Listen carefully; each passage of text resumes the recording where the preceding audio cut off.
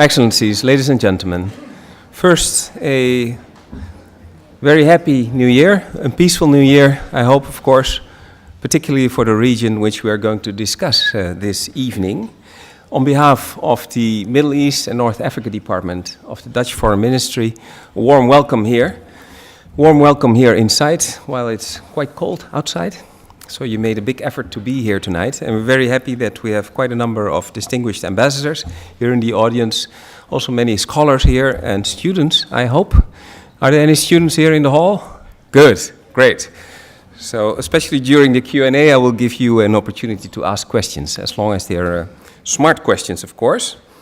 Now, tonight's title of the Henriette van Lynden lecture is Guns and Borders, Libya's Arms Bazaar Fueling Conflicts in the Arab World. So it sort of summarizes what we are going to discuss tonight, but in a much more nuanced way than the title, of course. My name is Ernesto Braam. Now, in the Middle East and North Africa, order has eroded in recent years due to the uprisings to armed conflicts. In a number of countries, we see internal conflicts, we see fragmentation in countries like Syria, Iraq, Yemen, Libya, and a number of other places. Now, proliferation of arms is not new. But today, I think we see a new dimension that's added to arms trade, or actually arms trafficking, I should say, because I was corrected by Mr. Monsef Kartas that it's trafficking. So the illegal side of that. Now we see that populations have been displaced, fragmentation.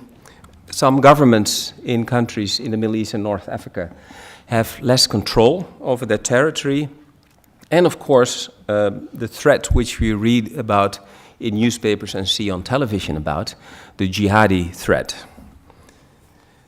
Now, according to a scholar, a certain Julie Bassler from George Washington University in the US, and now I quote, "Libya has become an arsenal for conflicts in West Africa and throughout the MENA region, as a wide range of weapons are spread and sold under the auspices of civilians and militias." Now, that's her quote, of course, and you can debate about it. There's a wide network in arms trafficking throughout the region, actually worldwide, including Syria. Tonight, we have three experts.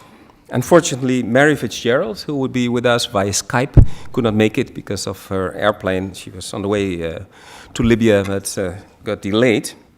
But that means we have plenty of time for our three experts, and of course, for you, the audience, because I know there are always many questions, and you will get ample opportunity to ask them. Now, tonight we have three experts on the topic. We have our first expert will sketch the bigger picture, the global trade or global trafficking. Then the second speaker will zoom in on the region, on the Middle East and North Africa. And then we will go into the role of Libya as an arms hub in the region.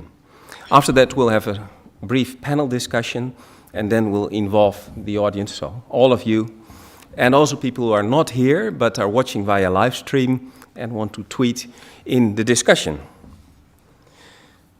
Now, Anna MacDonald, our first speaker, is the director of Control Arms in New York.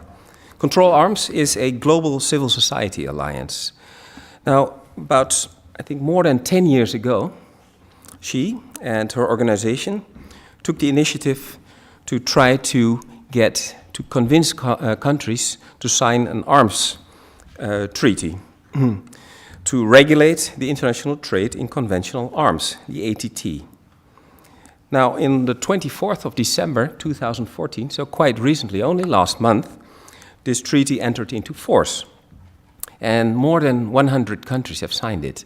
So this shows the success of her organization. Now, at the signing ceremony of this particular treaty, the Arms Trade Treaty, in 2013, she said, and I quote, "Ordinary people around the world are suffering at the rate of 1 death a minute from this trade." Now, Anna MacDonald holds a BA in Politics and Geography from Sheffield University in the UK. an MA in Development Studies from Leeds University. And she has a very distinguished career. It's too long to mention everything. I just will mention a few highlights. From 2004 till 2006, she was the Oxfam Campaign and Communications Director. Subsequently, from 2006 to April 2040, the head of the Arms Control Unit within Oxfam. So she has a very long career and expertise on arms control. She will provide an overview of the arms trade flows globally, and also with some specific emphasis on the Middle East and North Africa, and particularly on the regulations. So she will explain to us how she managed to convince so many governments, of which a number are represented here, to sign that particular treaty. Now I will make a few short remarks. First, I ask you to switch off the ringtones of your phones or other mobile devices, because if I hear the tone, I will remember it and not give you an opportunity to ask a question during the Q&A. So this might be an incentive to you. I see now many people grabbing their handbags or inside their pockets. It's very good. So switch off the ringtone. Now, specifically, the security here has asked me to tell you that smoking is prohibited, not only here in this hall, but also outside, close to the door. I know it's cold, so for those of you who cannot do without a cigarette in 2 hours or something, you have to go on the canal, or in the canal, or on the bridge or something. It's completely up to you. I think both are equally unhealthy, so. Anyway, and what I always say, and which I have to say, is that whatever will be said tonight by the experts in our panel, and of course by you, the audience, does not reflect the views of the Ministry of Foreign Affairs of the Netherlands. Not necessarily reflect. Maybe it also doesn't even contradict it, but I will not say when it reflects the views or contradicts the view. And last but not least, we have hashtag for tonight. So those of you are very savvy in social media, and I'm sure all the students there are, and also maybe some of the older people. The hashtag for tonight is hashtag HVL. Logical, stands for Henriette van Lynden. HVL Middle East. I don't think it matters whether it's capital letters or not. So HVL Middle East. You can also ask questions or make comments there. Now, without any further ado, I would like to invite Anna MacDonald with a warm round of applause to take the floor.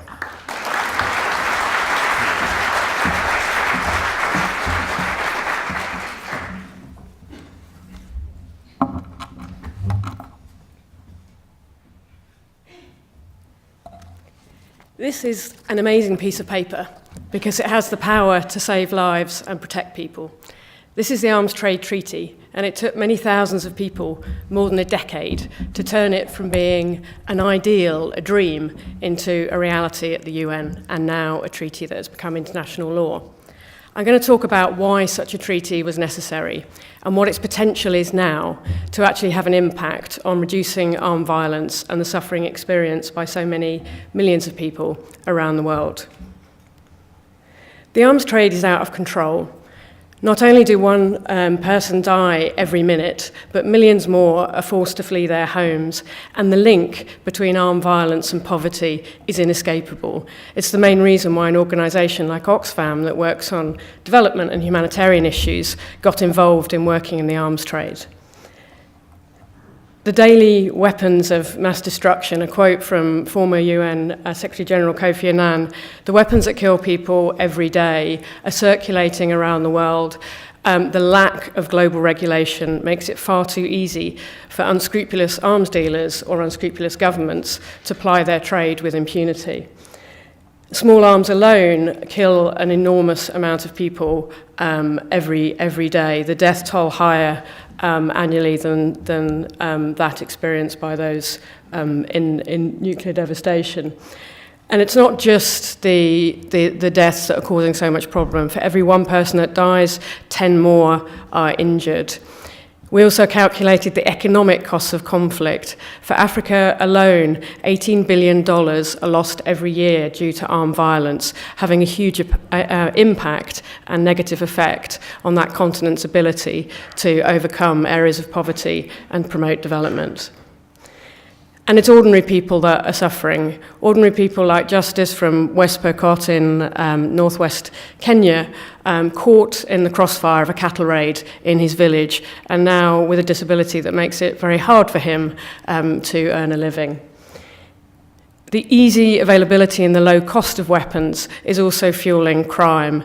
The low cost of grenades in Burundi has led to a spiraling of the use of those weapons in attacks, in muggings, in basic robberies, and is causing a huge amount of devastation.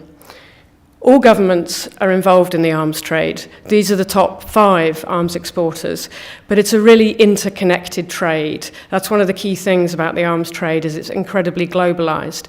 There are very few arms companies or countries that produce entire weapon systems.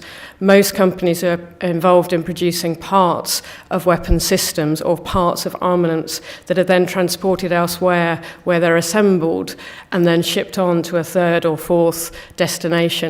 A kind of flat pack IKEA approach to the arms industry, which again makes it really hard, or has made it hard, for there to be effective controls. That's why NGOs, non-governmental organisations, came together back in 2003 and launched a campaign to try to bring the arms trade under control, saying enough is enough, governments must take responsibility and must reduce the suffering that is caused by an unregulated arms trade. When the campaign was launched, there were only 3 governments, Mali, Costa Rica and Cambodia, who thought that the idea was feasible and publicly supported it. Most governments around the world said that we were crazy and it would never happen. And that was good, because when governments tell you that your campaign idea is crazy, you know that you're probably doing the right thing and aiming for the right sort of target. Importantly, it was a campaign that took place around the world, in every region of the world and in most countries. And gradually we built up support, and gradually governments came on board with the idea. And like, yes, maybe it is possible. Maybe a treaty can exist that brings some regulation to the arms trade. Our strategy was to get 1 country per region to publicly declare support, with the idea that it would then snowball. And it did. And soon we had over 1 million supporters who'd publicly pledged to support the treaty.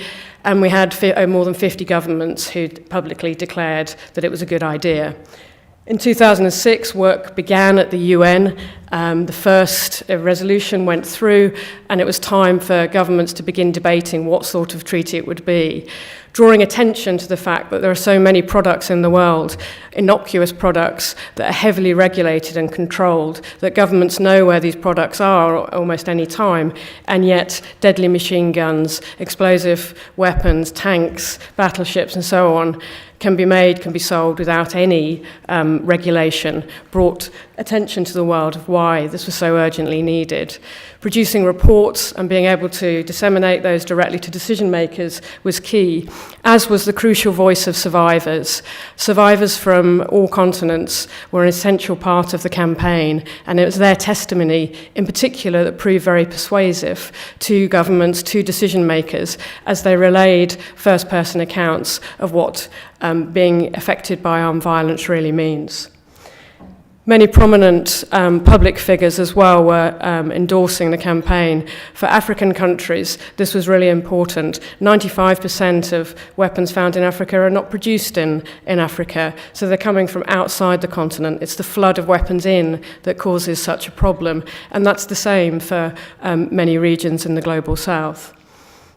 So gradually this idea took hold, and at the UN, governments began to really get involved in the discussions and really start debating not if there would be a treaty, but what sort of treaty it would be, what would be the content of it. Governments work together with civil society. We started debating the specifics of how human rights must be at the heart of the treaty, how humanitarian law violations must be a critical risk assessment, part of the process that governments consider before they authorise a transfer anywhere.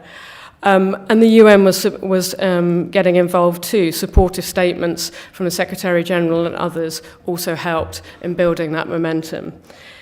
And I think one of the important things that we managed to achieve with this, which is critical in tackling something as complex and difficult as the arms trade, where there are so many vested interests, is that actually quite a lot of smaller governments working together with a lot of non-governmental organisations, with academics, with researchers, with health workers, with many who had experienced the problems of conflicts, managed to come together and create quite a powerful force which managed to turn around the terms of the debate and managed to turn around the dominant voices of the huge countries of the world, those which tend to dominate in the UN Security Council and elsewhere, and which tend to sometimes drown out the voices of countries from the global south. That did turn around, and we did see activity in all regions of the world. In the Middle East and North Africa, it was very important as well that campaigners were actively involved in persuading their governments to take part in the negotiations.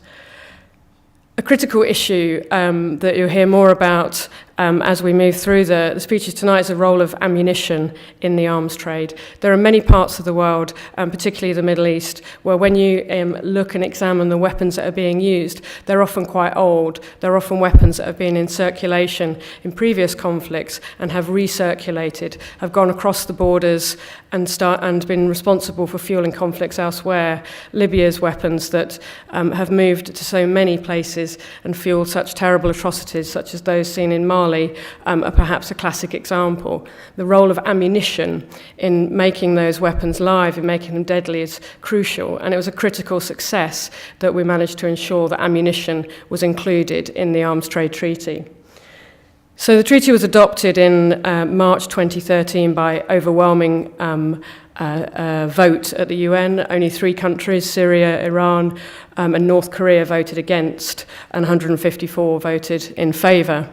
If you're going to have countries voting against you on a major issue such as the arms trade, those 3 are probably quite good ones. Actually, it motivated the rest of the world in particular to say, this is some of these examples of atrocities that are taking place. The height of the Syria conflict is an example of actually what we think this treaty can help to prevent in the future.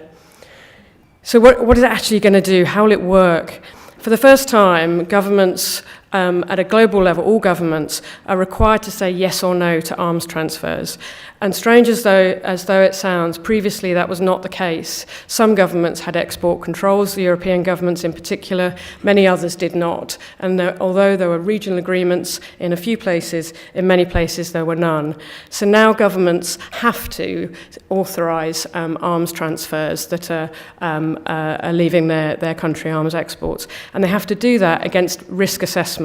They have to look at the risks that those arms might be diverted, that they might be used for human rights abuses, that they might be used to violate humanitarian law, that they could be used to commit gender-based violence, that they could fuel corruption. And if the risk of all these is very high, they have to say no.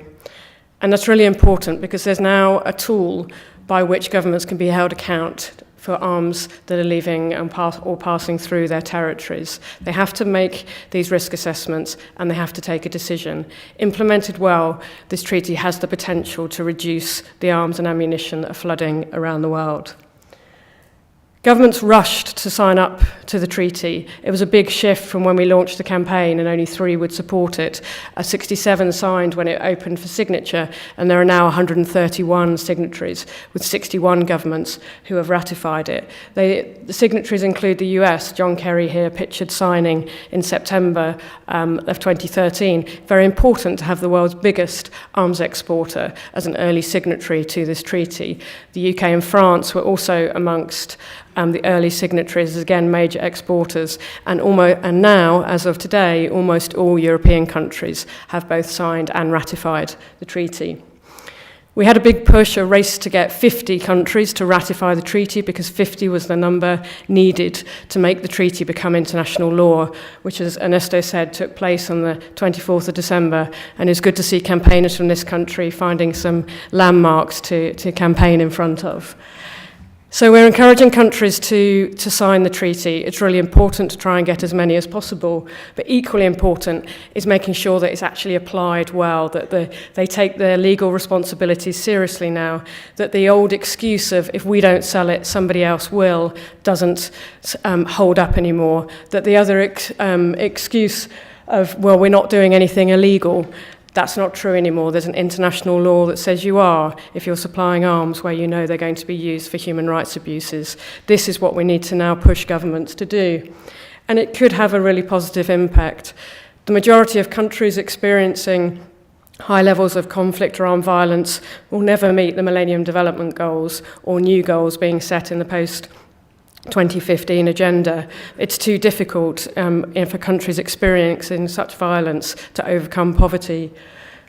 Critically, this could increase transparency. The secrecy that shrouds the arms trade is a major problem. It's a major reason why there are such strong links with the drugs trade and with corruption. So by the fact that governments will have to provide reports, public reports, every year on what they've done in relation to their arms transfers is really important. Reducing diversion is critical. Almost all arms that end up in illicit hands, where the most serious problems occur, start off in the licit or legal trade. So we have to regulate and control the legal trade to stop them shifting over and being diverted into the illicit market, which you'll hear more about shortly, particularly in relation to the Middle East. So change can happen, the impossible can become the possible, and by working together we can push governments to really make a change and try to reduce the damage that's being done by armed violence and conflict everywhere. Thank you.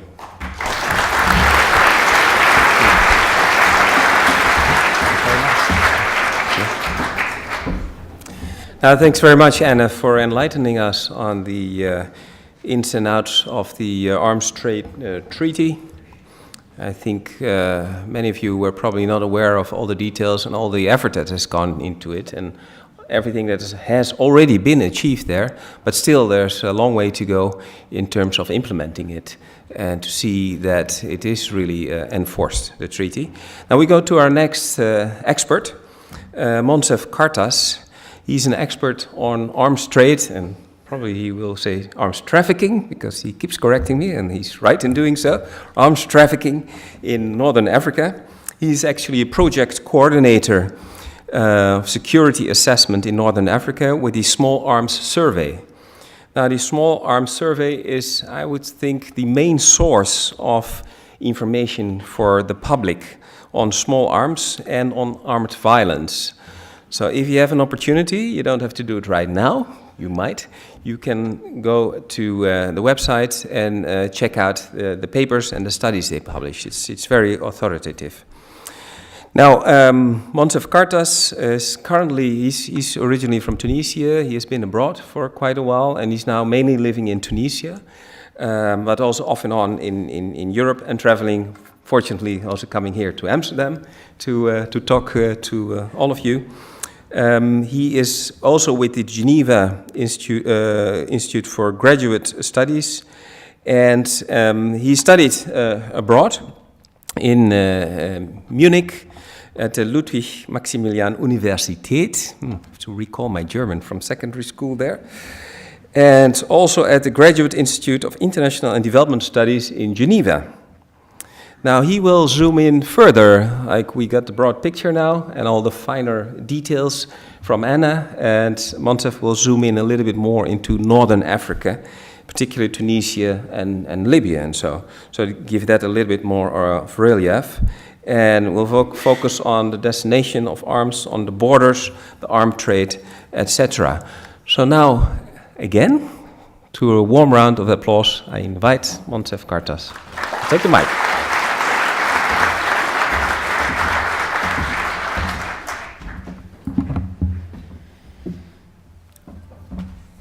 Yes, hello. Many thanks for appearing in such high numbers here. That's quite a pleasure and an honor to present our works and findings to you.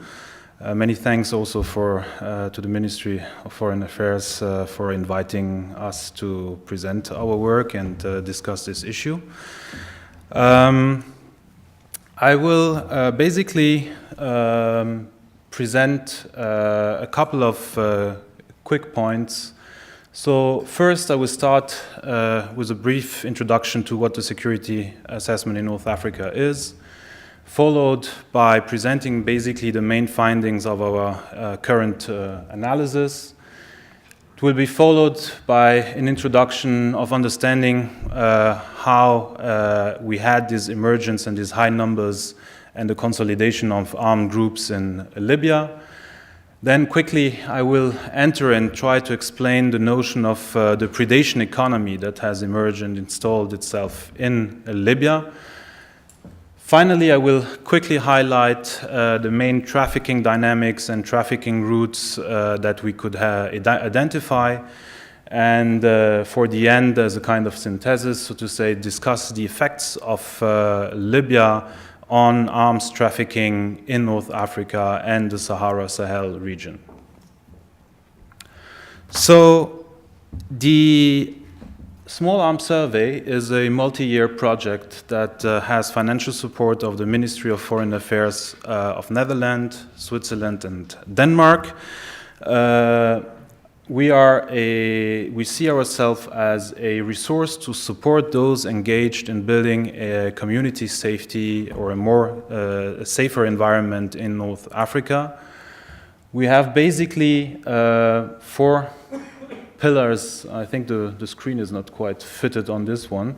We have 4 pillars on which we are working. One is on armed actors, the others is weapons and markets. Then we have measures and programs, so that's basically all the issues that concern security sector reform, demobilization, disarmament, reintegration of combatants, and finally armed violence. Our focus of analysis has been so far mainly to develop baselines on ammunition and small arms and light weapons. And for that, we actually had the chance to conduct an ammunition profile in Libya right after the conflict, which allows us then, in this case, to understand what's the composition of the ammunitions that have been used during the conflict. And by having regular updates on that, we can see if there are actually changes in the ammunition that is used in Libya. And this is, for example, a good indication that there are other sources, new sources of trafficking coming into Libya. We have also conducted a nationwide survey with 1,500 households in the summer of 2013 in Libya. A real on-the-field household survey, so going from doors to doors, basically looking at security perceptions, asking, so to say, about security providers, justice providers, and also looking into the issues of victimization. That means asking questions about who has been a victim of crimes or armed violence, and also on firearms holdings.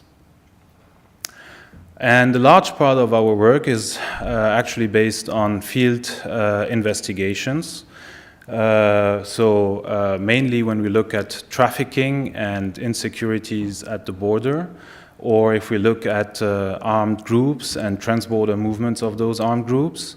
And finally, also when we look and try to document efforts and processes in terms of security sector reforms and demobilization, disarmament, and reintegration of combatants.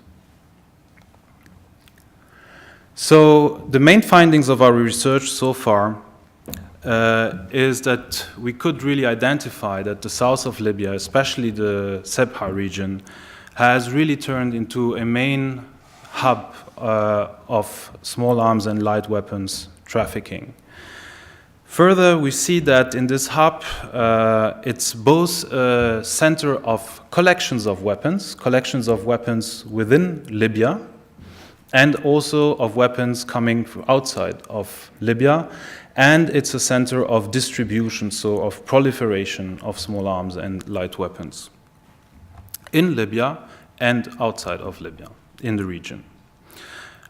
We have also noticed that basically tribal armed groups have taken over large parts of the trafficking networks, and also, you could say in that sense, with it integrated large parts of the informal trade.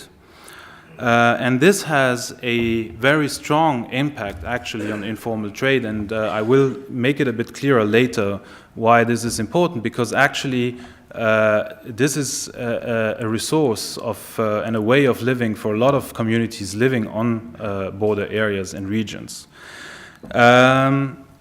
One of the major impacts that we see is an increasing insecurity for those people, and less opportunities, so to say, for those who are not engaged in trading and in trafficking, so to say, dangerous or illicit goods, and with that making the livelihood more difficult. Finally, and in the same logic, we can observe a real paramilitarization. That means that traffickers and trafficking on the trails is more and more accompanied by the use of small arms and light weapons, but of quite high firepower. And that actually, so to say, on both sides, so also on the sides of the security forces, border protection forces, there is an upscaling in armament, but also with the population and the traffickers. So how can we understand the emergence and consolidation of armed groups in Libya? Well, the number of armed groups has risen for basically two main reasons. The first one, and this is something that is often underestimated and misunderstood, is that actually at the beginning of the armed conflicts, the number of armed groups was rather limited to mostly those revolutionary groups, but that it's actually by the end of the conflict, and that's mainly when the depots that you had scattered all over Libya were looted, that a large number of armed groups, new armed groups, had emerged when actually the fighting and the struggle against the Gaddafi regime was over. Large part of those people who have joined those armed groups were actually criminals who had been freed from prisons, but also people who had no other activities, and so in being part of an armed group, an opportunity to make a living out of it. And this possibility, or the way how this making a living was possible, is actually because a lot of those armed groups were then used as security providers and paid, so to say, for their services. And so one of the major problems is that there has been quite poor decisions at the time by the NTC, so by the transitional government, in their understanding of how to demobilize and reintegrate members of the armed groups.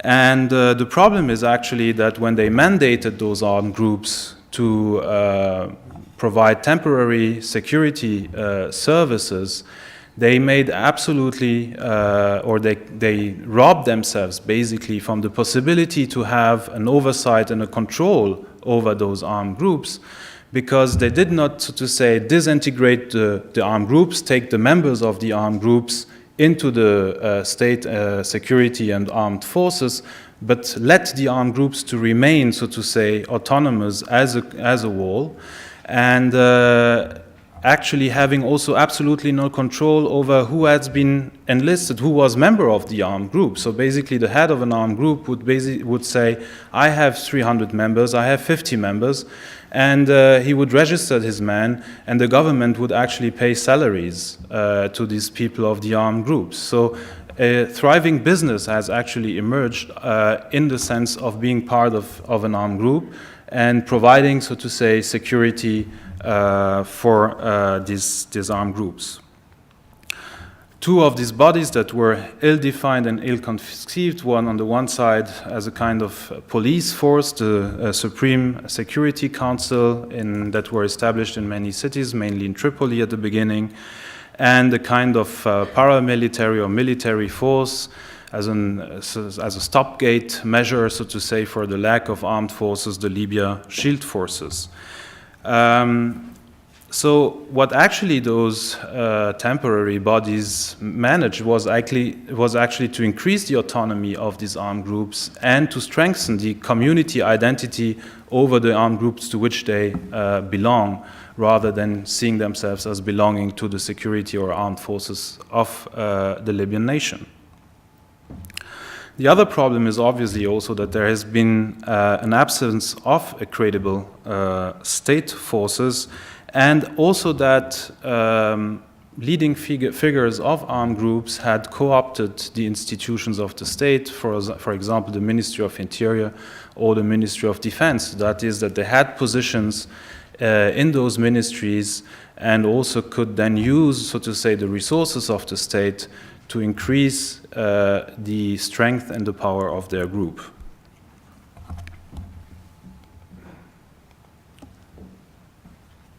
Then I would like quickly to highlight, and I think this was already a bit coming out of what I've said, is basically the emergence of a predation economy for the armed groups in Libya. So where did those revenues actually come for those armed groups so that they could gain this autonomy? Basically, you had, at the very beginning, the most important share came from government contracts, so either for the protection, for example, of oil facilities, but also of buildings and of all sorts of facilities throughout the country. Then these resources of revenue were extended by the armed groups, becoming, so to say, involved in trafficking, and not just trafficking of small arms and light weapons, but trafficking of, for example, drugs, counterfeit medicine, alcohol, and all sorts of illicit products, and also by more and more taking over informal trade. Informal trade is something a little bit different because the range of products is mainly not these type of illegal goods, but things like foods and so on that are basically tradable because of the steep price asymmetries that you have in the countries in the region. Then there was also the emergence of so-called protection rackets, so very much in the mafia type of activity for the protections of villas of civilians, some of them living abroad, not being able to come back into their countries, and all sorts of, and all series and also forms of creative ideas of how to racket civilians. And finally, more and more an engagement into organized criminal activities. So what we see in a predation economy is actually that there is a struggle between and among the armed groups over the control, for example, of neighborhoods, of the trafficking trails, of markets, and also of the ways to get government contracts. Another feature of the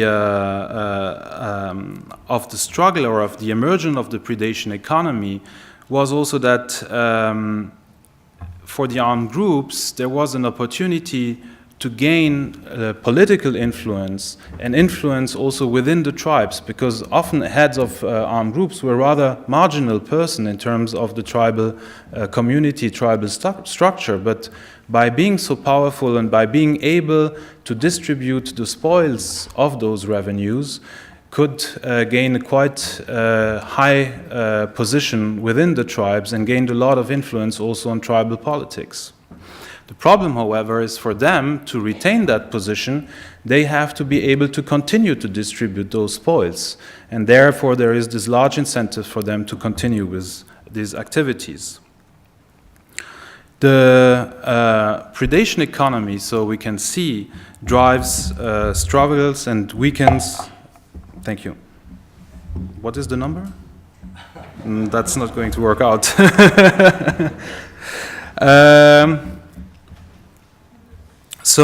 Predation economy weakens the state, and in this case, and I think we will hear more about it from Professor van der Walle, of an already very fragile state, and is also undermining all incentives to negotiate political solutions in the country. So, very briefly, I will then highlight some of our results in terms of the trafficking routes that we could identify in Libya and out of Libya. What you can see is basically here, where you have the main star, that's Sebha and its region, which has become, as I said, one of the major collection centers of weapons into the country, but also weapons that are coming from abroad that are then basically brought together, bought by traders, and at the head of those trafficking networks, we find now those armed groups. And this is very important because for the armed groups, it provides them the possibility not only to have a source of revenue, but also to adapt their armaments according to the specific needs that they have at the moment. What we also saw is basically that we have new traffickers, with the emergence of new tribal traffickers in the networks. There has been a resurgence of old trafficking routes that did not exist before, like the one that you see here, going to the north of Sudan, heading to the border region between Sudan and Egypt, with some of the weapons going to Yemen, others going into Upper Egypt, and another third split of the path into the Sinai and Gaza. You have then another route that was developing, one that brought, and that was what a lot of people talked about in the media, weapons going into northern Mali. But what we also see is that weapons were coming from northern Mali back into Libya. Finally, with the emergence and the rise of different hotspots and conflicts in sub-Saharan Africa and in the Sahel, like in the Central African Republic, in Nigeria, or in South Sudan, trafficking routes have emerged that are bringing weapons from the south of Libya to these destinations. So finally, to conclude, it's a bit more than the minute that you gave me. We can understand, or we can highlight and see what were the main effects, or what are the main effects of the emergence of this trafficking hub.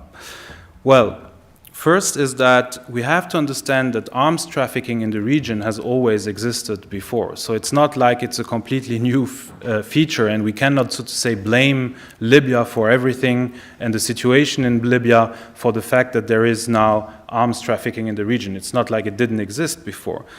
The big difference, however, is that what we see now is an increased availability of weapons with very high firepower. So not just the Kalashnikov type of things that you know, but weapons with much larger ammunition, 14.5 millimeter anti-air gun craft, or the 106 recoilless rifles, often also mounted on what is often called the technicals, so basically Toyota pickups, and that is actually changing a lot the dimension of the armed violence, and we could see it in the conflict in northern Mali, how important that impact was. Secondly, and that is one of the most disconcerting effects of the situation, is really this paramilitarization of the trafficking trails. And there is really a kind of race towards an armament race, you could say, between state forces, but also the population, because they feel very insecure in those situations. Also demand, and with that the demand for weapons again is increasing, seek to have weapons to protect themselves, try to protect themselves against the insecurity and the traffickers themselves increase also their armament, and you see in what kind of spiral you are, where everyone tries to increase its capacity to harm the other and to protect himself. And finally, I've heard that a few times. no, it's the last effect, and that's the most important one, is that what we have is a highly responsive market, and that is the very new feature. Because of the situation in Libya, there is the capacity of the hub to absorb weapons very quickly, to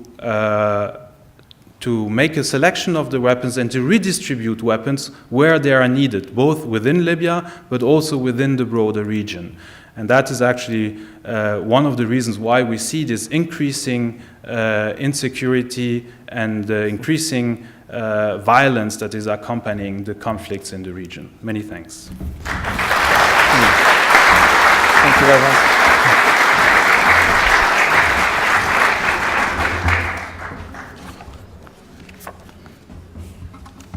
So, thanks very much, Monsef.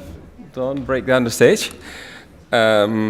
For your presentation on the arms trade in Northern Africa.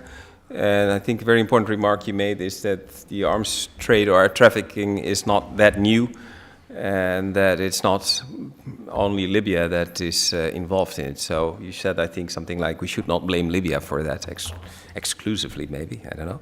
But anyway, we go to our third expert on the panel, who is Professor Dirk van der Wallen. He is a professor of government at Dartmouth College in New Hampshire in the US. Now he is, I think, the most prominent scholar on Libya. And I know many scholars on Libya are watching, so don't feel offended, but I think he's really the most prominent scholar on Libya. And we're very happy that he is here. When we started organizing this lecture on Libyan arms trade, everyone said, you have to try to get Professor Dirk van der Wallen here. So we're very happy that he's here. Now, he is originally from Belgium, but is already living in the United States for a long time. He holds an MA in International Affairs from the Middle East Institute from Columbia University. Also PhD, if that was not enough yet, from Columbia University. And he has been studying Libya for 25 years or more, probably, and has had some personal contacts. I don't think he was a friend of yours, maybe he was, with Muammar Gaddafi. So he has spoken to him. Of course, now he says no one is a friend now, of course. But anyway, but I assure you, he's a scholar, so he's neutral and objective. So, for the record, not a friend of Muammar Gaddafi, but he has met him, I think, several times, and his relatives. So he's really not only a scholar from the outside, but also the inside. He's seen what the situation is like, really, that time. You know, ancien régime, we might say. It's not that long ago. Anyway, he was an advisor of the UN support mission in Libya, UNSMIL, and is also active with the Carter Center on monitoring elections, etc. So he's very diverse, and everyone basically wants to make use of his expertise. He also has given, I think, statements at the Congress in the US. I'm not sure if they really followed your advice, but anyway, you can talk about it yourself. And actually in March 2011 already, when Gaddafi was still in power, in Foreign Policy magazine, Professor van der Wallen wrote How Not to Intervene in Libya. So, sorry, not all your advice was followed, otherwise maybe the situation might have been slightly different. He regularly appears on BBC, CNN, Al Jazeera, in the New York Times, and many other publications. He will talk about the political, social, and religious context of the conflict in Libya. So to add a little bit more color and relief specifically on Libya, and that is where I already said he is a very prominent scholar on that. Now, with a warm round of applause, I invite Professor van der Wallen to take the floor.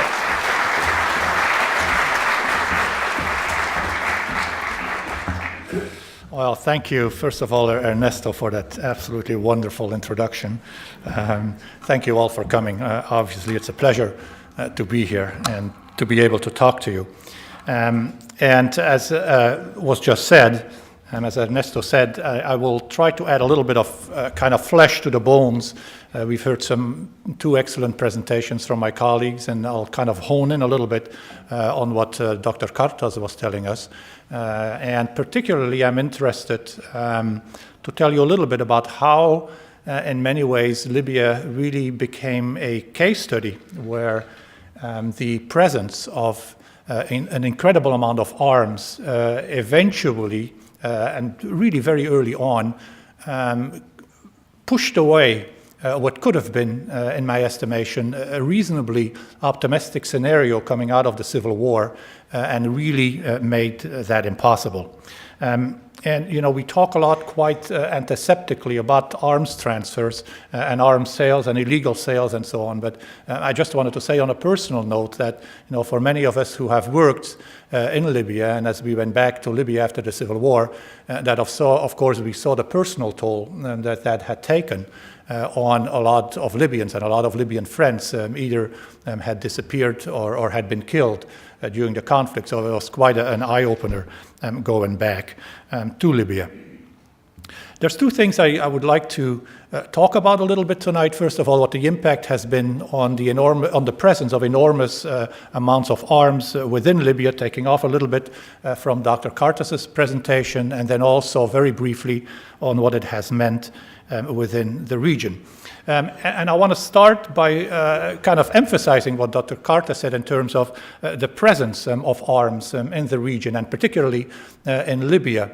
You have to remember, of course, that Libya had been ruled for 42 years by Muammar al-Gaddafi, who, for a number of reasons, and in part also, you know, going back to what Anna has said, because there was so little oversight internationally on this, a man who, you know, bought an enormous quantities of weapons for Libya.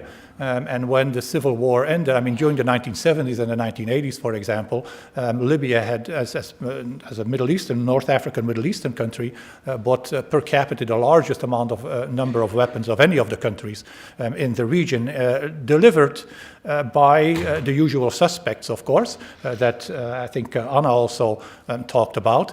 You know, very little oversight within the countries that sold the weapons, and so by the time the Civil War started, there were roughly 36 major depots of arms. You know, hundreds of thousands of weapons available. Just to give you one example, there were an estimated 20,000 man-pads, as they're called, you know, these portable missiles, and you have to ask yourself, now, what was a country of 6 million people doing with these enormous amounts of weapons? And of course, you know, all of that is fed into the ideology of the regime at the time. Now, the other thing to realize at the same time, if you understand what the impact of these weapons has been on a country, a small country like Libya, you have to understand that at the same time that Gaddafi bought all these weapons, he was also very intent on kind of destroying the local state, you know, making sure that all the institutions that we take for granted in the West really were destroyed, so that it became a very, very personalized country, I mean, in terms of politics. And so, for example, one of the results of that was that Libya really had no truly national army. And so what it relied on was a number of brigades, as they are called, that didn't really have any kind of professional coherence or professional norms, but simply, you know, were held responsible directly by Gaddafi, or, you know, a kind of a coterie of confidence around Gaddafi. And so one of the nefarious impacts then of weapons was that you may remember, you know, in February 2011, the revolution starts, and immediately, as a result of how the Civil War started and then continued, as Dr. Cartas has described also, you know, there were a lot of groups got access very early on to these enormous depots of weapons, starting with the Katiba in Benghazi, and then kind of very quickly spreading throughout the country. And when Tripoli fell, and then when Gaddafi was killed at the end of October 2011, everybody, including myself, even though we had watched Libya for a very long time, and we knew there were all kinds of real problems coming down the road because of the reign of this dictator Gaddafi, who had left so many vacuums, both politically, socially, etc. Despite that, we thought that there would be an opportunity for Libya to really become a success story in terms of the Arab Spring countries, the uprisings against local regimes. And the reason for that really had to do, in a sense, with what I've just described, this vacuum that existed within Libya. And we thought that, kind of starting from a blank slate, that it would be very easy to build up kind of the professional organizations, including a professional army, police force, etc., that you need to run a country. And then very quickly what we saw was that the opposite had happened. And no one really could have imagined this, but these militias didn't disarm. And as a matter of fact, as Dr. Kartas also described, rather than disarm and rather than kind of be dissolved into a political system, we saw the exact opposite. We saw that these militias were getting strengthened, and indeed, also as Dr. Kartas described, from an initial estimated 40,000 people that kind of fought as Tuar, as revolutionaries in the Libyan war. Very quickly, we saw this number increase to roughly about 250,000 after the civil war, all claiming to be Tuar, because, as Dr. Kartas said, they could get money. So what you saw was a country that became very, very quickly highly militarized as a result of access, very, very easy access to these weapons that had been in the country. And at the same time, you had a government coming out of the Transitional Council that was trying to establish itself. And we were optimistic because, remember, within a year after the removal of Gaddafi died on the 20th of October 2011, and in July, on the 7th of July 2012, Libya already had the first national elections. And so everybody thought, this is a country that's moving forward. There was an enormous amount of euphoria surrounding the elections. The elections were fair. The international community, including the Carter Center, really certified them as fair elections. And so, everybody thought that Libya would move forward very quickly. And then what we saw happening was that, in a sense, these militias, not willing to disband, there were a number of efforts made to buy back weapons and so on. Nothing really worked, because by that time the militias really had tasted their own strength. And so what we saw was that the political process in Libya very quickly became hollowed out, because these militias essentially were setting the tone of the debate.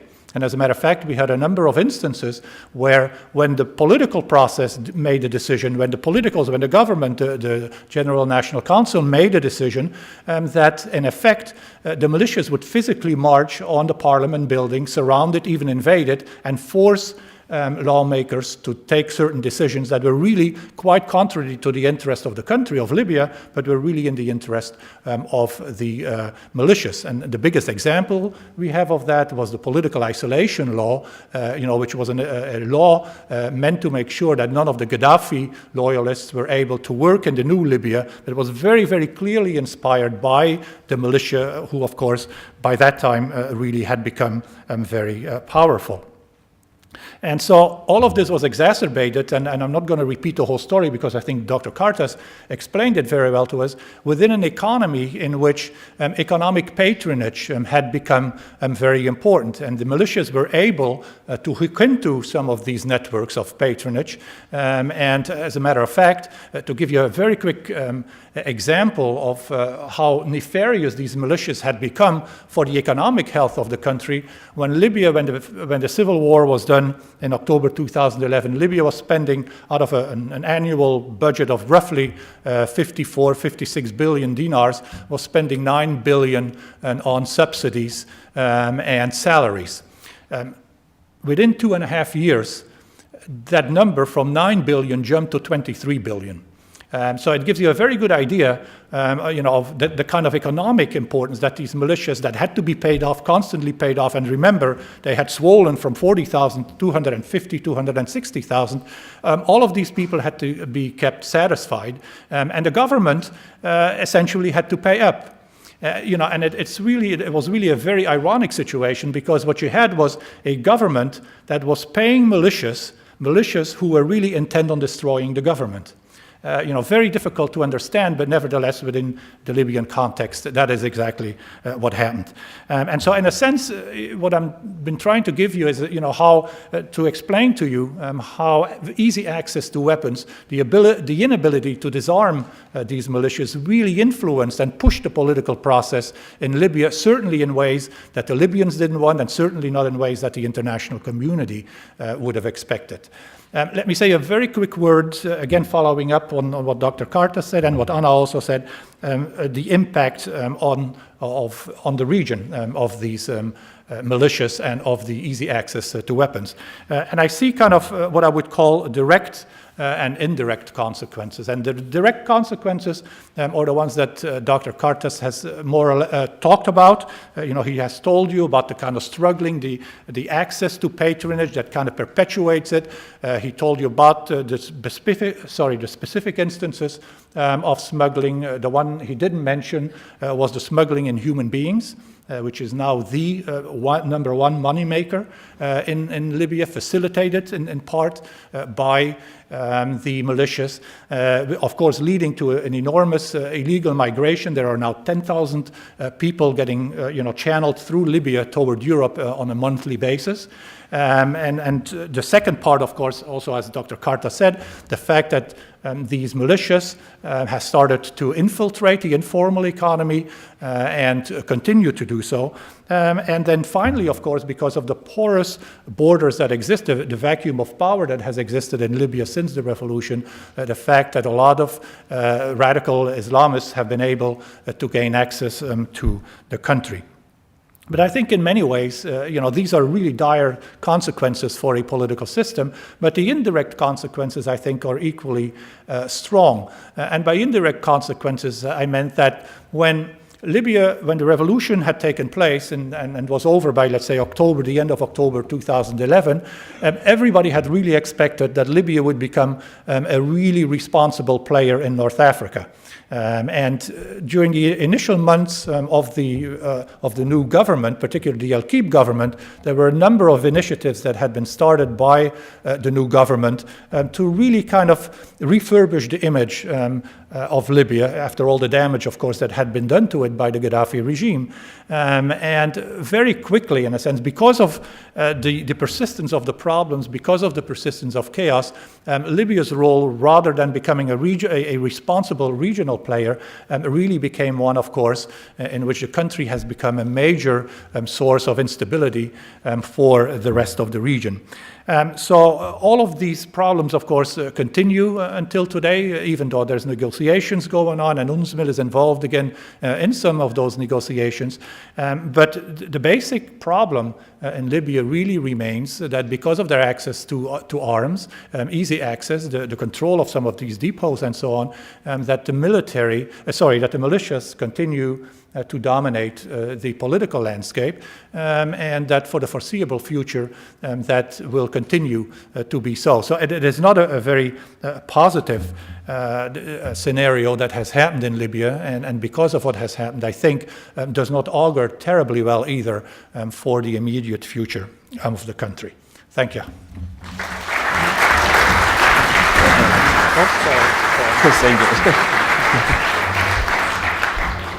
So thank you very much, Professor van der Wallen, for giving your presentation on Libya, and we could see that you're very knowledgeable on that. And I think it's sort of nicely rounded up three experts in the sequence, from the broader picture, zooming in on Northern Africa and then on Libya. So now we go to panel discussion, if I can find my thing. I was just wondering we've analyzed the situation a bit, see where the problem is. I mean, some of the problems on arms trade and so. If we move to possible solutions or options, I mean, first question maybe to Professor van der Wallen. The situation is very complicated. There are many factors there. What do you feel is a priority now for, let's say, Europe or the international community to tackle regarding the situation in Libya specifically? Well, I mean, you know, there is this very chaotic situation, and as I described it in my talk also, there are a number of kind of spillover effects that we're now seeing of that chaos in Libya. And it would seem to me that, particularly since, as one of our speakers yesterday, because we've had a number of talks over the last 2-3 days, one of our speakers said, Libya is not really the back garden of Europe, so to speak. It's really in your front yard. And so it seems to me the one thing that I've talked about and I've written about, including in the New York Times op-ed piece, was that I think Europe really needs to come up with some measure, some means to really have a much more muscular presence and regarding the ongoing efforts to bring some kind of peace to Libya. And of course, I'm not sure that Europe alone can do it, and certainly I don't think a military intervention from Europe is in the cards. But it seems to me, and of course the European community has produced a background paper on this, on what all can be done, but it seems to me that there is still a lack of political will to really move forward very forcefully with some of what should be done to really, in a sense, make the possibility of cooperation between the different groups in Libya. And I realize that is a very, very difficult issue to do, or a very difficult problem to solve, because remember the way that I described it, if you are a militia member, one essential question is, what could be offered, what incentive could you offer these militia members that would push them toward abandoning what they now have. I mean, here you have a number of young men who have no chance of ever getting a job otherwise outside the militia to which they belong, getting quite well paid, as a matter of fact, getting better paid than a lot of their civil servants in Libya. Including us, probably. And so, the question is, what can you offer them? And if Libya were a country with a long institutionalized political history, there are lots of post-Civil War situations where rebels or former rebels, can be pulled into governments, can be assigned positions. Prestige is important. Being part of the political process becomes very important.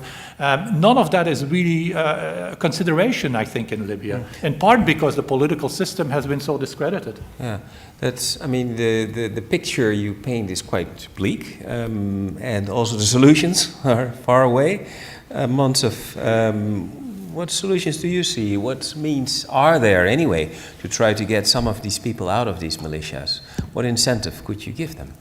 Yeah, well, first I would like to note that we cannot force it to have good solutions. I mean, the situation is bleak in Libya, and there are not so many options. But it doesn't mean that we have to lose all hopes. It doesn't mean that we have to stop all our efforts. And I think all the efforts and all the weight that can be put into the political process from the outside, from the neighboring countries, on trying to influence either single groups or other groups will be very important. And I think could you be a little bit more specific? Yeah, I mean, a little bit more specific is that, each and every country in the region has perhaps different access to different actors within Libya. And, there is a direct diplomacy, there is an indirect diplomacy where you can also try to influence those who have, in the region, who have influence within the game of Libya, and perhaps also try to find political solutions among them so that their influence would move the things forward in that sense. If you were the Prime Minister of Tunisia, suppose, after elections, of course, peaceful way, what measure would you take, let's say 1 or 2 measures, to try to improve the situation in Libya? Well, that's difficult to say, because now, by the fact that I'm also Tunisian, I will think very much nationally about it, and I will try to protect my borders first and foremost. Okay, well, that's an honest answer. Yeah. No, but In the case of Tunisia, I would be I would have access to tribes in the south of Tunisia who have their networks and their networks of influence into Libya, with very important tribes, by the way, within Libya.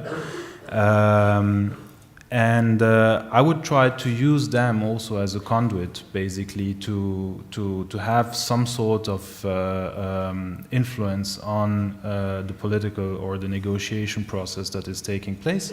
I would perhaps also use the information that I'm receiving from those channels to inform, for example, Bernardo Leon and Ansmil about the different positions. I might also play perhaps a role, as you could say, a kind of intercultural communication person, because obviously the way negotiations are taking place in Libya among tribal leaders are very different from the negotiation styles we know and the UN type of negotiation styles. And I think this is also one of the major obstacles, is that we don't exactly understand what is going on, because this is very foreign to us. Are you not afraid, I mean, now you're talking about trying to improve the situation in Libya, a neighboring country. You're not afraid that the situation in Libya will negatively affect the situation in your country? Yeah, but that's, so to say, a way also to preempt it. So that's why I would But there was secure the my closing borders of the and borders, do the you other said. one. Yeah. I would do both. You know, there is the possibility close the to, borders, you know, it's fortunately, if I would be prime minister, I would have a big staff working for me, and I can divide tasks. So, is this a sort of an application for job application? yeah, well, I don't think it would be the right. Lots of people are watching, so. I would have the right qualification, especially as I'm not a politician. Yeah. But this is so to say the multiple angles that you could see. I would also try, of course, if I was so unfortunate to be the prime minister of Tunisia, to try to impress a little bit more on my colleagues in the region,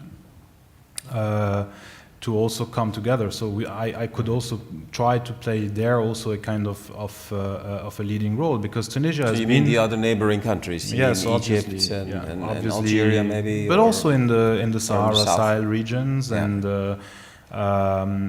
you know, Tunisia has been, I think, outstanding country for being quite peaceful one. It has never really conducted any war or anything in that style. It's a very peace-loving country. Its army is absolutely oriented towards the protection of its territory. It has Switzerland of Northern Africa. in a way, but it's probably not neutral. So I see a lot of potential for countries like Tunisia to play a role on those issues, and it might be in its interest. But that's the one side. The other side is obviously the revenue side of the Libyan militias, and I think one of the main options that we have is to approach and try to dry out, so to say, some of the sources. We will never be able to dry out all of the sources of revenue for the militias, but there are some where we could act upon. Some are more delicate, some are also a bit difficult, so to say, in terms of international regulation. So you need to have the UN, you need to have regional organizations backing those approaches. And I think what we have to do also is to focus on that, on the issue of revenue very much from a organized crime perspective, understanding also how financial flows are functioning in trafficking networks, seeing what we can do to stop these informal financial systems. Okay, thank you. Well, this sounds sort of very sensible. You might even get elected if you don't watch out in this kind of a platform.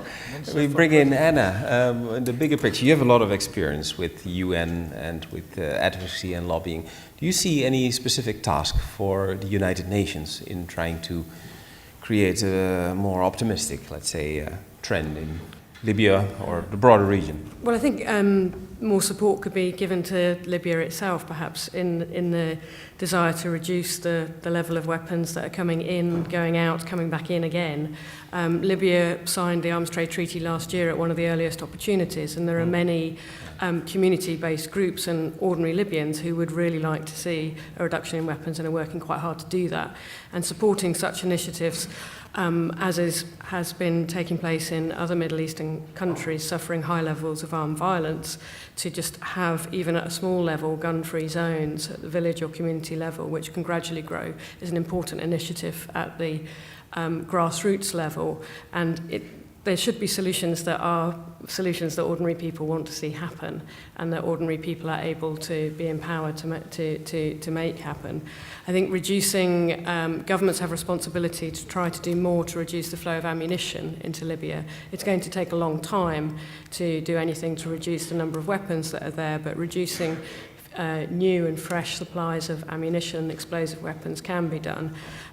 Furthermore, in the countries surrounding Libya, they need support from better resource countries, particularly in Europe, with help to close the borders, not to people, but to weapons.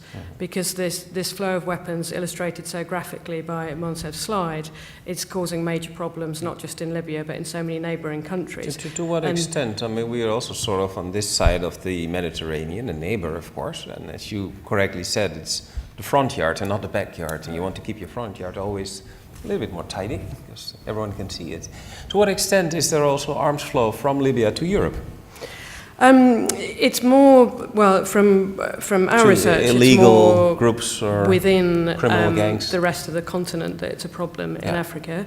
No doubt there are some weapons that are also getting into criminal hands. It's very hard to track illegal weapons by their very definition. But the number of times that weapons transferred by European countries to certain governments or rebel groups, which end up then being used against their own soldiers, is countless. If governments can do anything, then learning a lesson from Libya is really important. One of the worst examples, perhaps, of arms transfers was the airdropping by the French of assault rifles into Libya, where they would have absolutely no idea where those weapons were actually going, who was picking them up. When did it happen exactly? It happened after during the revolutionary period in Libya, when France decided to essentially violate the embargo that was in place and supply weapons to rebel groups. Now, their belief was that they were supporting people in the popular uprising, but the reality in such situations is that adding more arms into the situation never ends in a good result. It adds fuel to the fire, and in this case it's added fuel to the Libyan fire, but it's also added fuel to then the Malian fire and many others surrounding. Of course, another example comes to mind, and I'm sure quite a number of people here in the audience have that in their mind, the situation in Syria and Iraq, ISIS, ISIL or Daesh or whatever you want to call it. Do you see any similarities there in terms of arms fueling the conflict? Yeah, certainly, and there were a number of governments that initially in Syria advocated supplying weapons to rebel groups in Syria. There were many arguments and discussions in European parliaments about whether or not that was a good idea. There were campaigns from arms control groups such as ourselves saying that's not going to be a good idea, you don't know where they're going to go, you don't know how they're going to be used, and the risk of human rights abuses remains high. There are also governments such as Russia that continued supplying the Assad regime, which is a major problem, and particularly again with ammunition. And so often in conflicts such as these we see ammunition and munitions as being one of the major problems. Thank you very much. I think we now go to the audience, and I just looking around to see if there's a very quick hand going up there. The microphones, are they coming here? Yes. There was a gentleman there, he even didn't wait for me to say, well, you have an opportunity, but that's good. Very motivated. Now the rules for the question and answer session are, the gentleman is sitting over there, so you can already go there somewhere. Indeed, you raise your hand, so you gave the right example. If you get the mic, and that is not a certainty, it's not a guarantee at all, I will decide, so sorry for the others. I ask you to please give us your name and also where you work, or if you're a student of what faculty. And also I will ask you, no statements please, only short questions. So please, gentleman who raised his hand. And Good evening, my name is Paul Halle, working for the Ministry of Justice and Security in The Hague. My question is, how far do you, Mr. Professor van der Wallen, consider Libya the successor of Yugoslavia? And can we expect a split-up country in the near future? Yeah, we take a few more questions here. Gentlemen, there's something, yeah, we get there. You're the next, I assure you. Yes. Thank you very much. My name is Herman Kleinsma. I'm the chairman of the Dutch-Libyan Cooperation Council. Dutch-Libyan Cooperation. Yes. Yeah. My question to actually the three members of the panel would be, taking into consideration all the difficulties to get the parties sitting together in one room, we are currently working together with the Klingendahl Institute on a sort of proposal on a sort of online platform to support Mr. Bernardin Leon in his efforts to start the national dialogue. What would be the opinion of the panel? Whether that would have any chance of success? Because we think we would avoid the problems of security, choice of location, and it would make easier for parties to sort of communicate without physically having to meet each other in one room. Okay, thank you. Thank you for that. I think the question is clear, I hope. Yeah, okay. And then we go there, because I promised a lady over there to get the mic.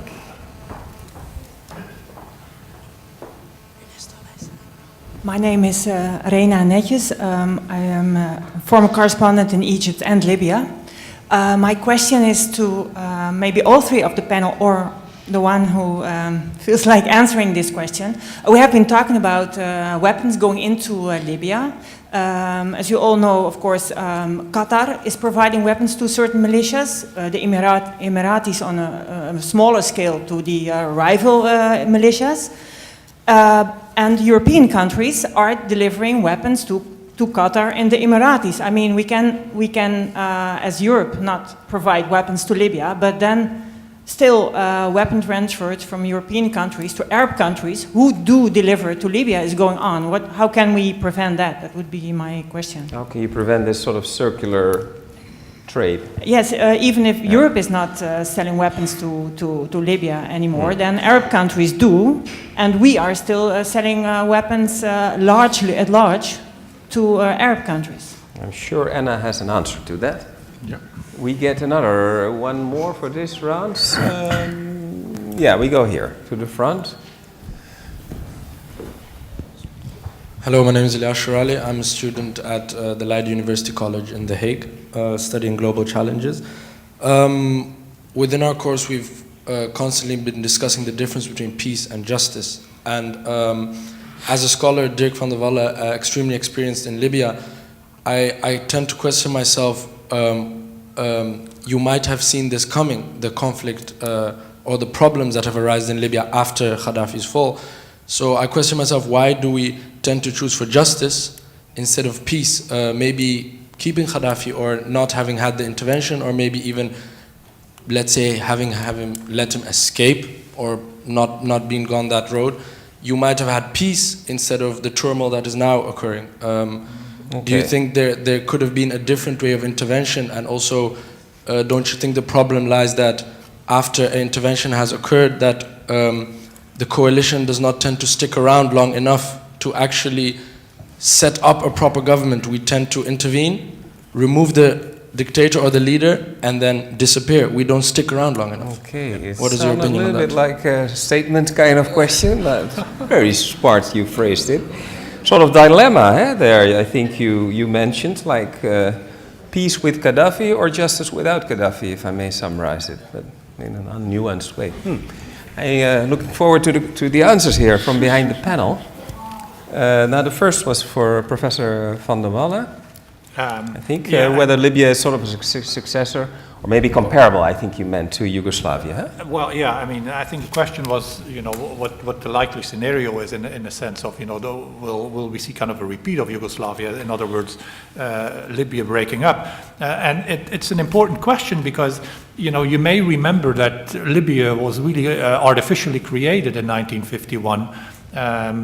3 provinces that had been Italian colonies, well, 2 provinces at least that had been Italian colonies, and then part of the French, what used to be French Equatorial Africa, were pushed together into one country, and none of the 3 provinces was terribly happy about this, but they did it as a compromise because they knew that the danger was that they would probably be assigned again as some kind of mandate after World War II, and so the great powers decided, also for their own interest, because we needed a strategic air base, that is the United States, in Libya, to artificially create this country. Now, these provinces have very little in common, if you look historically speaking. And as a matter of fact, the man who became king, King Idris al-Zanussi, was not very interested in being king of a unified Libya at all. And preferred much to be Amir, ruler of Cyrenaica, that he had been since 1947. This is an artificial entity, and what has really held together Libya since 1951, or at least since 1963, when that federal system that initially had been created in 1951 was changed to a unitary system, was really the presence of oil. And the fact, again, that patronage, the central accrual of oil, everybody needed, there needed to be unity. As a matter of fact, Libya was brought together as a unitary state to provide clear property rights for the oil state, for the oil companies in large part. What we've seen as a result of the civil war is that initially no one really talked about Libya being divided. As a matter of fact, one of the battle cries of the revolution was, that Libya was indivisible and unitary. And we saw some unease, particularly in the eastern part of the country, where this notion popped up again that maybe Libya should go back to the 1951 constitution, that federal system, in part because Cyrenaica had felt that under Gaddafi it had been discriminated against, to some extent that was true, but that initial federalism in no way really mentioned breaking the country apart. But what we've seen over the last couple of years, and particularly over the last year, is that there are actually groups in Libya that for the first time are starting to talk about the possibility of perhaps breaking up Libya. So that federalism, that initial kind of what I would call a weak federalism, really has hardened among some groups into a position of actually breaking up the country. Now, I think that there is not enough political energy to do that. And I think oil, again, will, and to a large extent, determine the fate of Libya and whether it stays together or not. But there certainly is a feeling among certain Libyans that the old idea of a unified Libya is no longer really the way it should go. Thank you very much for that. And then the second question was about the interesting online platform which could help Mr. Leon, I think, and set up by Klingendahl Institute in The Hague. Who would like to pick up on that question? I see some blank stares. I think we could have some interesting dispute about this point. Yeah. Well, I commend any, and I'm not going. I don't want to discourage you to do that. So it's not the point. But I think that, so to say, the capacity for it to have any impact is going to be very, very low.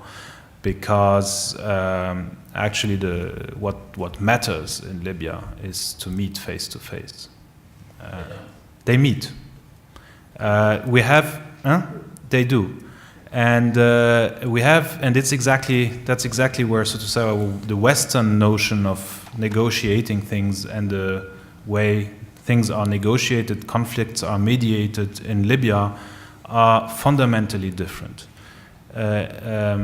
It's not an option to sit together with all the conflicting parties at one table and have an argument and dispute things. There are too many cultural issues, rules that are playing into that, that such a situation doesn't work. This is how we like to do it in Europe and in many Western countries and other parts of the world, but this is actually not how Libyans like to do it, and there is no tradition for them to do that this way. It's always, and by the way, this is even a diplomatic tool in the international community. That's when you see that our people from the ministries of foreign affairs, or when you see Kofi Annan and Ban Ki-moon and so on, taking one airplane after the other and flying from one capital to the other and so on, you pre-negotiate. You have to prepare, so to say, the table before people can come together. And let's say that the degree of preparation in Libya is far more important than the one you would have, so to say, in international negotiations. And this is something that we have fundamentally to understand. And, unfortunately, we have very little news, especially Western news, on what's happening in Libya. But rest assured that even conflicting parties are meeting regularly, but on a face-to-face basis in Libya right now. I think Professor van der Wallen would like to pick up from there. I think I would agree with Monsef. I think this is something that the Libyans need to do face to face. Now, how you schedule this, whether you bring all the groups together at once, or if you do, in a sense, what Leon to some extent has been doing, start off at the Gadames, with certain groups. Maybe then for the audience, you have to explain who Leon is. Bernardino Leon, the now special representative of the United Nations in Libya. And so, there are several ways that you can think about structuring this, and I think he's doing this in a very intelligent fashion. The real problem, I think, is when you talk about a national dialogue, what exactly is a national dialogue in Libya? There's very different interpretations of what that really means. I mean, the word national in Libya itself is already, as I just said, in response to the question about whether the country could break up or not, is already very much a disputed notion. So there's all these kinds of different visions for the country, and unfortunately, and I won't say much about this because it's a very sensitive point, but I think unfortunately some of the people that have led the national dialogue in Libya have just not been the right people to do so, for a number of reasons that are very personal and kind of deal with where they come from in Libya and who they represent and the kind of affiliation that they have within Libya. So there need to be some adjustment, I think, in terms of who participates. I was frankly surprised when I saw the list of people who participated at the Geneva talks, for example. Some rather strange presences, I thought, in light of the realities of politics in Libya. But nevertheless, I think it is a very gradual process. We in the West, and I think Mr. Leon himself is probably a bit impatient. This is going to be a long-term process, much like the institutionalization of the country is going to be a long-term process. But ultimately, I think, this is something the Libyans themselves need to do. And I'm not sure we need outsiders, by technical means trying to shape that political process. Thank you very much. Now we go to the third question, and that is exactly tailored for Anna. There was the question about arms supplies from different countries in the Arab world, but those countries being supplied in the first place by European arms producers or whatever, so it's sort of circulating around. And what can be done to prevent it? And I just throw in another element, because I got a question, or basically a remark, via Twitter from a certain Francesco Vignarca. I'm not sure if he's in the audience, but anyway, gets preferential treatment here. And that is, he says, that's his words, don't want any diplomatic conflict here, there is some evidence about the origin of weapons in deposits. ? We know a lot came from Italy. That's what he says. Anna, please. Yes, Italy was one of the major suppliers of small arms in particular to Libya. So yes, I would agree with the questioner. In terms of European governments continuing to supply weapons to countries that then supply them on to Libya or other countries in conflict, I think the simple thing they can do is stop. It remains a major problem that the Middle East is a huge market for European exporters, and for some European countries their major export market. Research that was done by a number of European NGOs last year showed that while there was a sort of broader perception that arms transfers to the Middle East had declined from Europe, actually it was quite a small blip. So there was a short period where quite a lot of export licenses were either denied or suspended, but then very quickly and as soon as possible, in the eyes of exporting governments, sales resumed. So we saw, in some cases you saw governments that had been supplying the previous regime suspend licenses, pause for a while, the new regime comes in and then they're immediately supplying weapons again, and that has fueled a lot of problems, and we would say not been sufficient risk assessment, particularly in terms of the risk of human rights abuses with those weapons. There is a thing both within the EU common position, which is Europe's regional arms control agreement, as well as in the arms trade treaty, called end use. And end use means that when a government authorises an arms transfer, there is a certificate that accompanies that, which is where the arms end use is.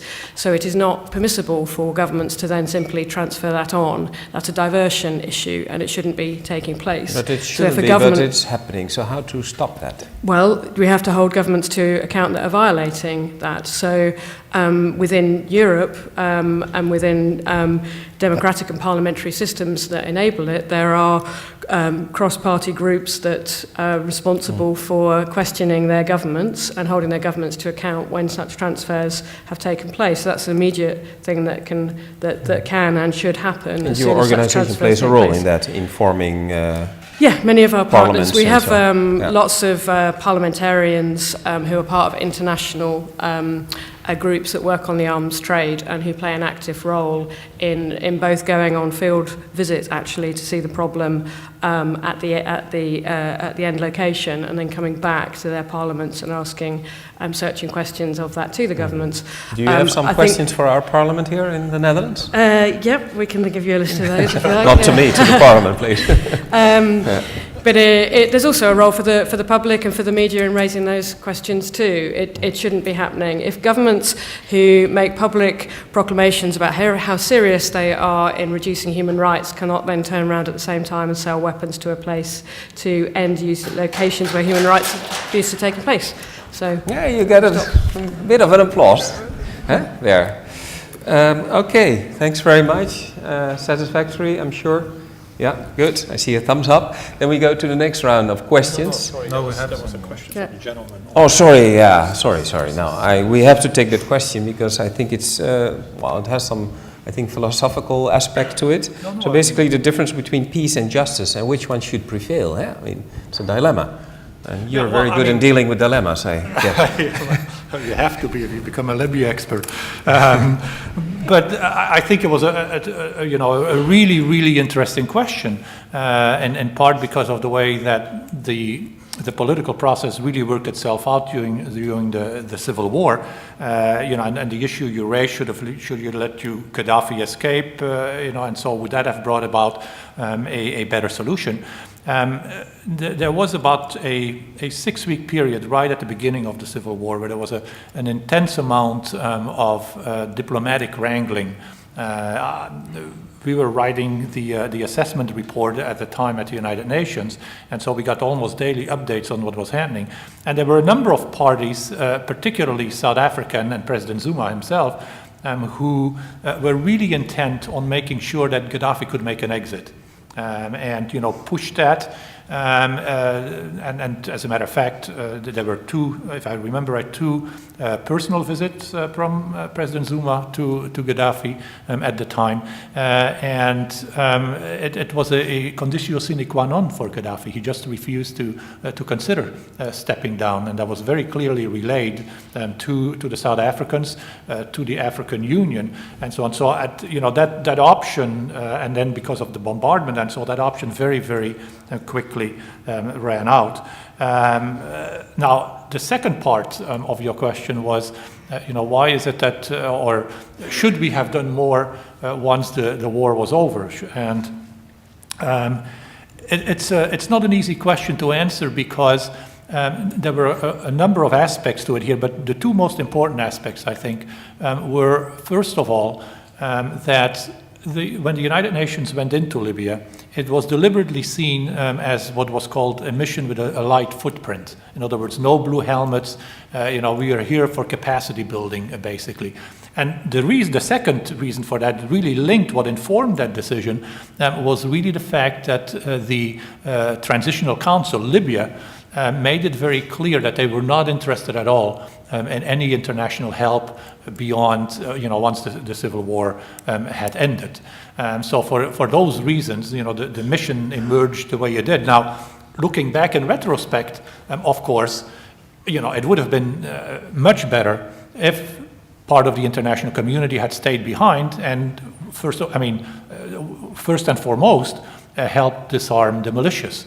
But that didn't happen, in part for the reasons that I explained, because the NTC kept telling us that they would be able to do so, they could, they would be able to take care of it. And then the kind of dynamic that I described, where the militias, the revolutionary sector very quickly took over the political process, really overwhelmed the country. In retrospect, it would have been better, but that's really kind of Monday morning quarterbacking in a sense. Mm-hmm. Thank you very much. So now, with my small false start, we still go to the second round of questions. If you have a question, raise your hand. We did that block a little bit, but you were enthusiastic, so I will remember. But I think someone there way in the back. I mean, you could hardly see anything, so at least you get a chance to see something by standing up and asking your question. I'm Alida van der Veen. I studied law and history, and I would like to hear from the panel on the situation of Libyan women. Am I right or am I wrong that Gaddafi did improve their position in Libyan society, upgrade their position within the family, their status within the family, give them access to school and university, allow them to move into the public sphere as civil servants, school teachers, maybe even police officers? Is there a huge backdrop now? Are they pushed back into the home, subordinated? Are they victims of gang rape, maybe afraid to talk about it? Are they subject of women trafficking? Is there forced labor trafficking, not only in trafficking in immigrants? Clear, I would like to hear this from Mr. van der Walle or Mr. Gartas. Okay, please, there's lots of sub-questions. Basically, has the situation deteriorated for women now? There, yeah. Hi, I'm Orko Lucassen. I'm a student at Amsterdam University College. I had a question for Anna MacDonald about the ATT. Countries that make arms deals containing sensitive information regarding a possible threat for the national security don't have to disclose that information. Could this be used as a loophole for governments to make arms deals that would normally not satisfy regulations? Thank you very much. There's an expert in the audience. I can see the Arms Trade Treaty. Oh, that's not a hand, that's one of our colleagues scratching her hair. I see someone pointing at someone there. Who's that? Way in the back, yeah. It's only the people in the back who dare to ask questions. Henri Maton, just out of interest here. Could you shed some light on the fact of the oil price falling and being lower than $50 and what that might result in Libya and the situation, and maybe in the Middle East in general? Thank you. Thank you very much for that. We take one last question for this round. You already asked a question, sorry. Yeah, we go there. Yeah. Thank you very much for this. Maybe wait for the mic, might be a good idea. Sorry. Thank you very much for this interesting lecture. My name is Damon van Werven. I used to be an intern at the Ministry of Foreign Affairs, but now I'm without a job, so if you could help me with that. No job applications here. I'll phrase my question now. Has to be a good question. Doesn't the way we talk about the situation in Libya, arms trafficking in general, say more about how we have about our perspective about this problem, and not so much about how people on the ground really need to deal and grasp with the realities of these problems? So the question is? Doesn't it really say much more about ourselves than it says about the people we need to help? Well, I have a hunch what the answer will be, but we go to the panel for the real answers, of course. So the first question, Professor van der Walle, I think was for you, about the situation of women in Libya. Yeah. It's somehow a difficult question. It shouldn't be a difficult question to answer, but in a sense it is. I mean, yes, superficially there was a lot done for women under the Gaddafi regime, but believe me, a lot of that, you all remember, the Amazons that traveled with him and so on, and that was, what a perfect press opportunity, right? I can tell you, if you were in any situation where there was any hint of a security risk, they were pretty summarily pushed aside by the real security people. So there was a lot of very artificial reforms. Yes, there was a woman who became Minister of Education in Libya under Gaddafi, and in general, I think it's fair to give him credit for at least, bringing up a number of issues that traditionally had not been talked about in Libya, including issues of divorce and so on. And of course, during the civil war, at the beginning of the civil war, what we really saw was a flowering of a number of NGOs that really put women very central as part of their mission. It reminds me a lot of really what happened in the civil war in Algeria and in its aftermath. And remember that also in the Algerian civil war, women were very prominent, became very prominent as couriers of weapons and so on, and had been promised by the then provisional government in Algeria that once the war was done, the women would have a prominent role, which of course, as we now know, if you look at the Algerian government, you'll be very hard pressed to find a woman there. And that, in part has to do, I think, with promises during the revolution that are forgotten, much like they were forgotten in Libya. But it also, I think, has to do with the innate conservative nature of the country as well. And I remember when, particularly during the pre-assessment report at the United Nations, that one of the issues that was repeatedly stressed, and that the United Nations was very adamant about, that it should be part of the platform, as the UN went into Libya after the civil war in September 2011, would have been women's rights, and this was really very prominently stressed. And I made the point during those discussions that I thought that would hardly be an issue at all in post-war politics, because I had a very good inkling of what would happen to the role of women once the euphoria of the civil war had worn off, and I think I was exactly on the mark for that. So, summarizing, does it mean that women are not better off now, or? Well, it's sort of this. The assumption in the question was that and that was what I understood. I might be wrong. Is that under Gaddafi it was not too bad for women? Yeah. Well, I mean, but I don't know if that assumption is correct on what the situation is now. Yeah. Well, I mean, but it really depends on what you mean by better off and what particular aspects of their lives. Because yes, every Libyan is better off, to the extent that he or she can freely speak. Something that couldn't be done. But in terms of actual rights. And of course, we've only seen a very, very rough draft of the Constitution that is being written, so we don't really know yet exactly what the rights of women are going to be. That will be, the pudding in the proof in the pudding, in a sense, and that is still a question at this point. And also in the current situation of instability and armed struggle, and so aren't women, worse off now? Often in conflicts, women are the first victims of that. Is that the case too in Libya? Or is it a bit... But generally this is the case.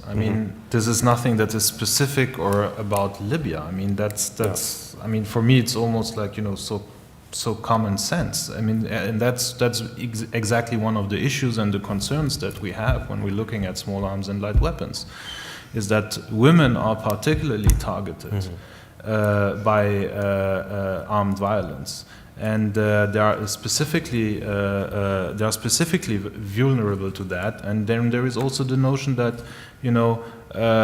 rape is quite often used as a weapon against women, but also against communities, as a way also of humiliating communities, but also of inflicting psychological trauma to families and communities, and especially, of course, to the woman itself. And this is a phenomenon that we have seen, and there have been associations in Libya that have been exactly founded and to try to help women on those issues. But also the problem is that there is, a very large taboo. For example, when we were conducting our household survey, and also when we were conducting focus groups, it was very, very difficult to address those topics because there is a huge taboo. So we don't have a lot of means to come up with numbers and evidence on those issues specifically that are. Someone is okay. That are that we could where we could put numbers on it, but we know that this is quite a common feature. Also, when it comes to the rise of criminality, organized crime in Libya that we see now, women are also one of the prime targets of. Could you follow that up with the last question, which was from the perspective from the people in Libya itself? How do they look at the situation? The question was, we from the West. It's more a kind of Western perspective on how arms trafficking is working. I would have basically two dimensions of answering that question. The first one is regarding, so to say, how Libyans see the situation and how they feel about what is going on. And honestly, I can't really remember having met a Libyan who was happy about the fact that there were so many arms circulating in the country, and it's possible that he had a couple of arms himself in the boot of his car, but that wasn't because it was, so to say, something that he thought was especially fancy to do or he was specifically keen to do, but it's in many cases really out of this sense of insecurity. You know, one of the response and one of the points that really struck us when we had this household survey is actually we asked people if they had someone they could turn to, if they were a victim of a crime or if they were afraid of something. And over 50% of the respondents said no, they wouldn't know who in their neighborhood they could turn to. So when you're in such a situation, this is quite rational reflections for a lot of people to say, well, I need weapons to protect myself, to protect home, to protect my family. And the problem is, so to say, these people are also in a kind of what we call a prisoner's dilemma. Why would I give up my weapons if I have no guarantee that I'm protected and the other ones are not giving up their weapons? And this is what is also always making it very difficult to have successful disarmament programs. And unfortunately, there are not so many good examples where these things work perfectly well. But again, I mean, I'm not cynical and I'm not a defeatist. So I always say we have to continue and try and improve and learn from past mistakes. So on that notion, believe me, and I had one very interesting little thing that anecdote that I had when I was in Libya. I was sitting with a couple of young men, former revolutionaries, the true ones, so really those that were fighting at the beginning and who have all abandoned. There were no more members of any armed groups or whatsoever. They were actually, they entered civil society. The other one was in business and so on. And we were driving. He was driving me back to my hotel, and he said, Libya is an incredible country. He said, in each and every car almost that you see that's passing by us, there are weapons. All over this place there are weapons, but actually look, there is almost nothing. We had coffee in front of the beach. We can walk in, well, the situation has deteriorated a lot since then, but there was still this kind of confidence among the people, and it wasn't this sense, and we didn't have, I had never had a sense of insecurity actually when I was walking through Tripoli, even at night. And despite the fact that we knew that there were so many weapons there, so they're in their own perception, it's not like they are, they have a special affinity to that. It's really because the circumstances are also driving those people to be in such vulnerable position where they think that the weapon is the only solution that they have. Okay. On the trafficking side, just because that's I think is short answer, please. Yeah. An important one. Again, I would like to really highlight and make it very clear that, and that is the dilemma. Informal trade, that is trade, for example, of subsidized powder milk. between Algeria and Mali, northern Mali, or petrol or sugar and things like that. This is the main amount. Those are the main commodities of what is, so to say, trafficked or smuggled between the countries. And many border communities are in regions that have very little infrastructure, and it's one of the major source of income for those people. And actually, they are the one also who are the most hit and the most hurt by the fact that drugs, for example, entered a couple of years already before, long before the fall of the Gaddafi regime, entered the trade. You had criminal organizations who started to enter into these networks, already increasing the insecurity and the criminalization of those networks. And actually, the communities that are living there are absolutely not keen on seeing weapons, drugs, and other things being trafficked across their border. And they could actually be the ally of border guards and protection forces if there was a way of conducting border management that would imply them and provide them certain, say, guarantees that their type of trade could be a little bit more formalized. Okay, so thanks very much for analyzing, giving us the bottom-up view, basically, the local perspective, but also coming up with some solutions, possibly for the Klingendaal project. Now we go to Anna. On the question, it was a very specific question by a gentleman, I think, who knows a lot about the ATT, about the Arms Trade Treaty, about disclosure, I think it was. Yeah, thanks. I'd say just quickly first on that previous point about the prevalence of weapons and people's desire to have them for protection, that disarmament programs, to be effective, need to go hand in hand with security sector reform programs, which means putting in place adequate and effective police forces that are accountable to communities and which provide communities with the actual safety and protection that that everybody feels that they need to have to live safely. So that's an important prerequisite when engaging in disarmament. Specifically on the issue of the transparency or not of arms transfer decisions, so it was a huge topic of debate during the negotiations for the treaty, was whether reporting would be public or would it be allowed to be secret. Essentially, in the end, those governments who were pushing for secrecy lost out, because governments will be required to make their reports public on an annual basis.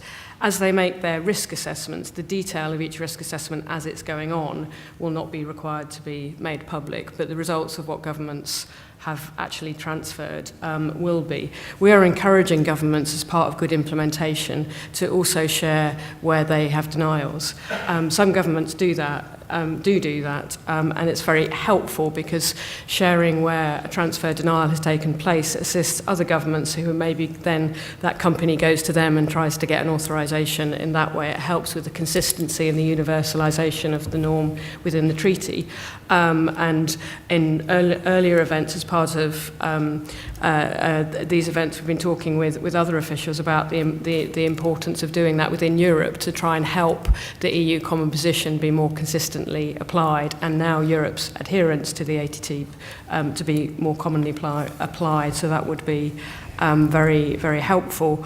And I'll just comment lastly on the issue around gender.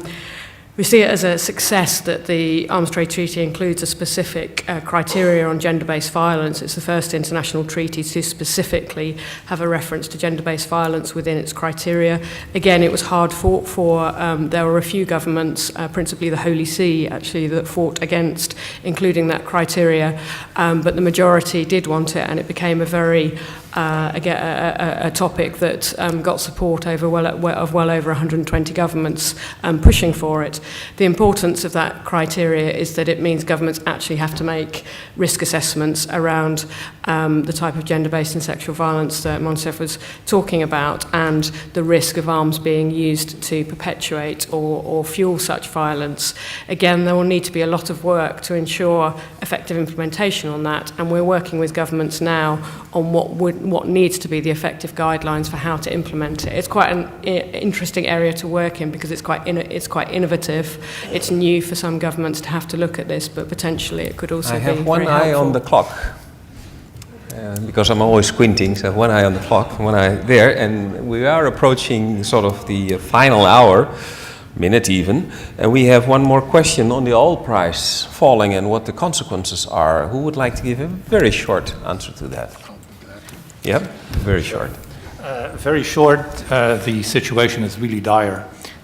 With the fall of the price of oil, the 60 billion dinar budget that I talked about is roughly halved. With the kind of outlays that I've told you about, for subsidies and wages, which keep increasing rather than decreasing, we've seen a number of almost desperate activities, both by the central bank in Libya, by some of the directors of Libyan Investment Authority who've made a number of visits to Washington and European capitals. The IMF has issued a number of reports in which it's very clear that unless the situation changes quite dramatically, and remember, we're living in a situation where Libya one day may export 100,000 barrels of oil, the next day 900,000. It kind of keeps varying, but it really should be, to make the national budget work, it should roughly be at about 1.3 million barrels a day. So what that really means is that in practicality, two things are occurring. First of all, any kind of development budget, long-term development budget, has been thrown out the window. In Libya, in terms of current accounts, it's estimated that within 18 months to 24 months, Libya may actually be deficit spending, and will need to use even more of its international reserves than it's already using. Now that was, a short answer. Okay.